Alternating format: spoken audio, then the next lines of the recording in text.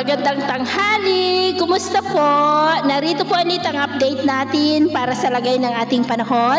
Ngayong tanghali po ng November 21, 2023 na kung saan sa ngayon ay patuloy pa rin ang pagdaloy ng amihan dito po sa malaking bahagi ng Luzon, habang ang shear line naman ay umangat na po at nandyan na sa northeastern part ng Northern Samar, at ang sirkulasyon naman na nasa May Sulusi ay posible po na lalabas na sa ating area of responsibility between 12 to 24 hours. At sa atin naman pong long range forecast ay wala pa rin naman pong bagyo na nakikita na tatawid dito po sa ating bansa hanggang po sa matapos ang buwan na ito ay storm free po tayo. At sa lagay ng ating panahon ngayong tanghali, dahil po sa shear line ay may malalakas pa rin na mga pag-ulan sa ilang bahagi po ng Bicol Region, Northern Samar, at may mga isolated rains rin sa ilang bahagi pa ng Leyte, Bohol, Cebu,